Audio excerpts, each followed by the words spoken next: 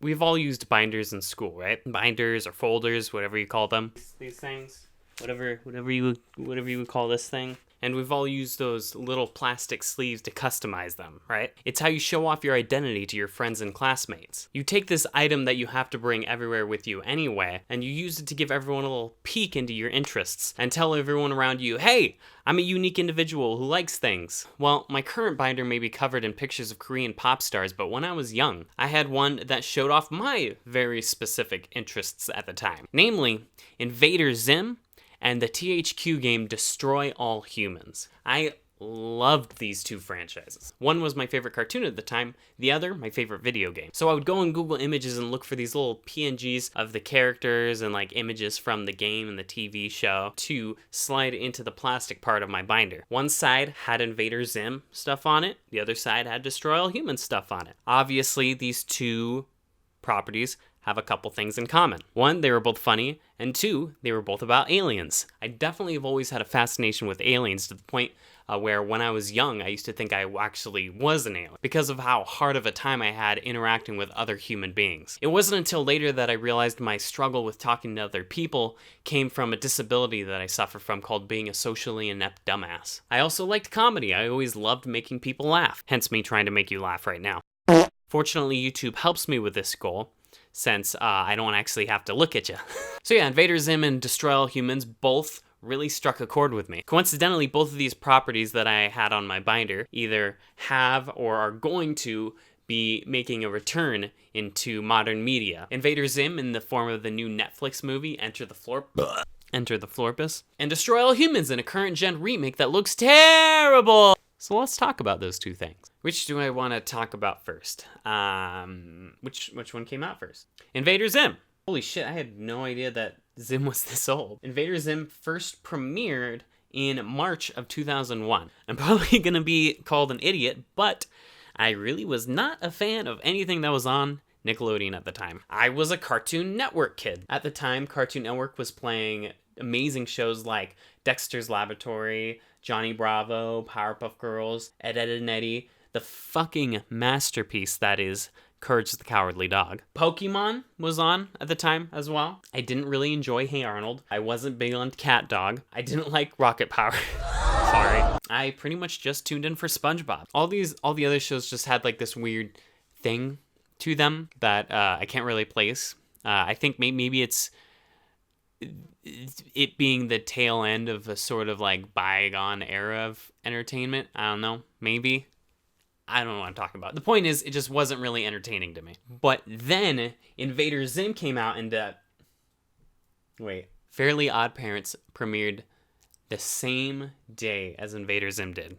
Did Fairly Odd Parents kill Invader Zim? Butch, buddy, you're breaking my heart. Invader Zim was wild. Looking back on it, I can't even believe Nick even made this show in the first place. Everything about it was pushing the envelope. The animation was so unique and had this very stylized harshness that we've never seen before. The tone was shockingly dark. It was set in this bizarre, dystopian, anti-intellectual version of the Earth. Every human, aside from a select few, was portrayed as horribly stupid, and it's amazing how much the stupidity that they placed on people had to say about our society in general. I mean, check it out. The school is even spelled wrong in this universe. And the comedy was completely different than anything we've ever seen before in anything other than an adult show. There was this hilarious meanness to it. You will be assigned a Blorch, home of the slaughtering rat people. Thank you. And there's so much gross out humor, especially in the episode where they all go to the pizza place and the person in the suit opens up as this big, giant, gross, fat guy. Accurate. And I'm not usually a fan of gross out humor, but it's used really well in this show. But I definitely don't recommend eating while watching it. But the show didn't care if it was grossing out its viewers. Invader Zim was bold and uncompromising. And I think the creators of the show probably knew it wasn't going to last forever. So they weren't going to waste a single second making the show anything less than what they wanted it to be. I'm actually curious. Let's find out why the show was canceled. I'm on the Wikipedia page for Invader Zim. On the subject of why Invader Zim was canceled, creator of the show, Jonan Vakwa said, I could go on and on with various the most fantastic reasons for why the show was canceled, but in the end, I couldn't give you the whole and accurate truth for why the show got pulled. The most likely culprits are simply ratings and sheer expense of the show, which was monstrously expensive at the time, especially when compared to more modern flash-based savings fests.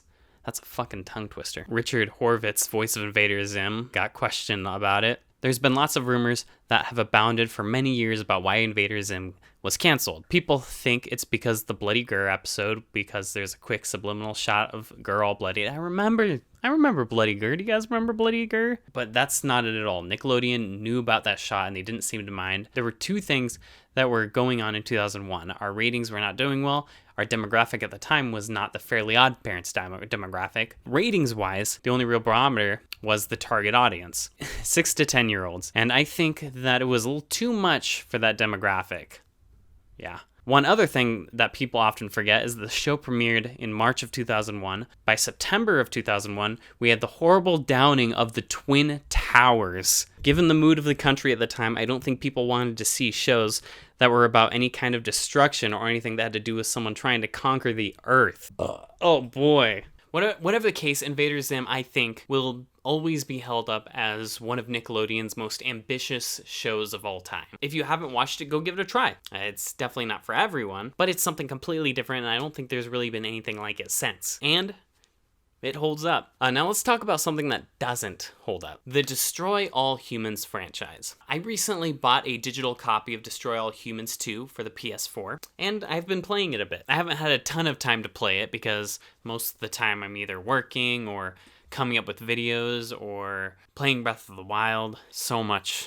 Just so much Breath of the Wild. I can't stop finding shrines and solving puzzles and hitting rocks and killing blob goblins and taking selfies. But when I do have some time to spare, I'll play Destroy All Humans 2. This used to be my favorite game of all time, but unfortunately, it is starting to show its age. But let's just go ahead and forget that for 5 seconds and take a look at how these games were at the time and why I loved them so much. Let's start with the first one. You play as a little gray alien called Crypto 137. You're on Earth on behalf of the Furon Empire to collect human DNA. Your boss is named Pox and, oh, what's that? Now, Crypto, to ensure this invasion runs smoothly, it is imperative we identify the dominant life forms on this world. Yep, that's a Zim voice actor. Just a little connection between these two boys. He likes playing aliens. Anyway, the game was fun. Imagine Grand Theft Auto,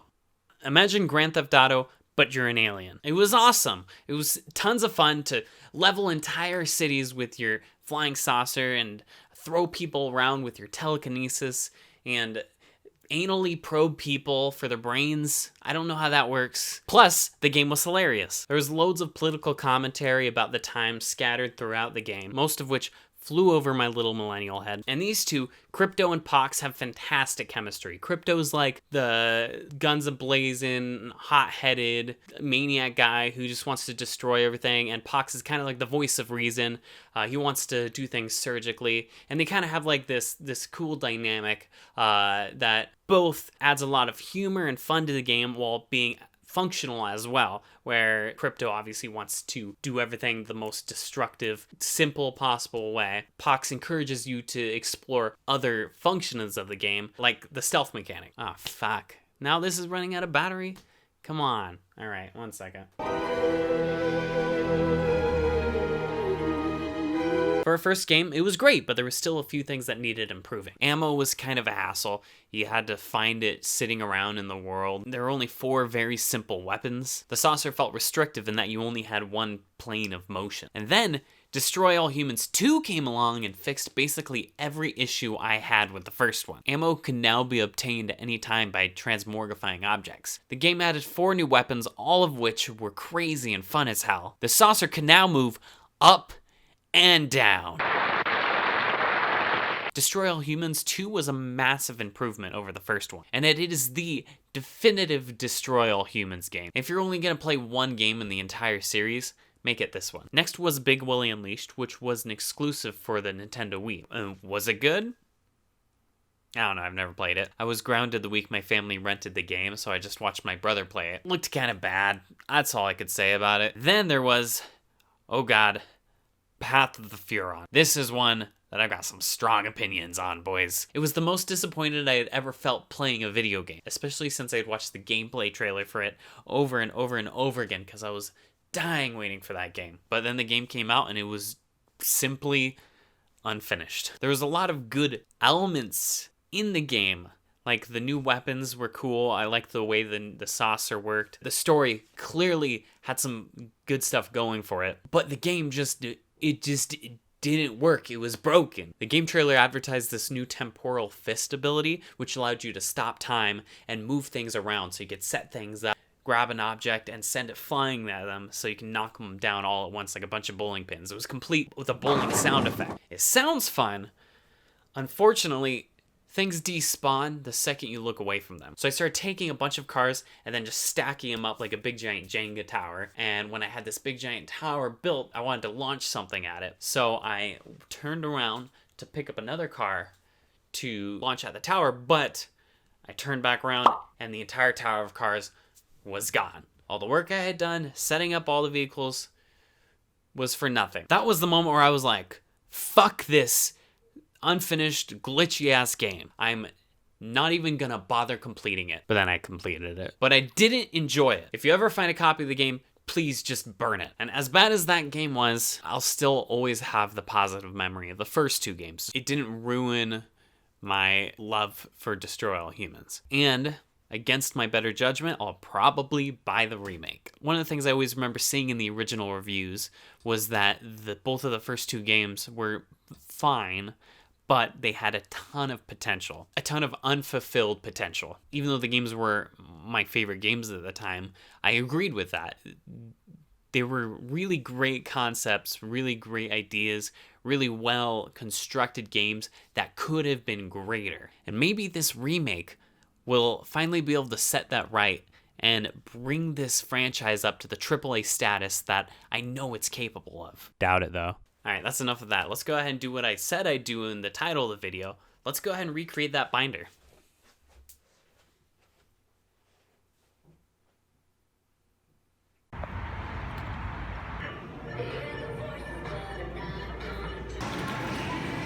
No, right?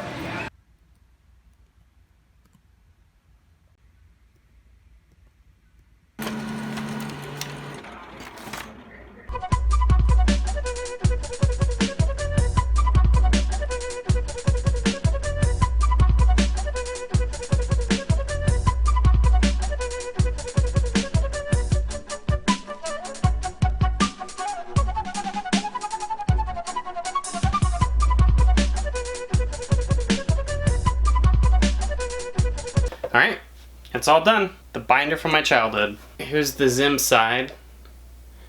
And then here's the Destroy All Humans side. It's pretty much just like I remember from when I was younger. It's awesome. Really brings me back to my childhood.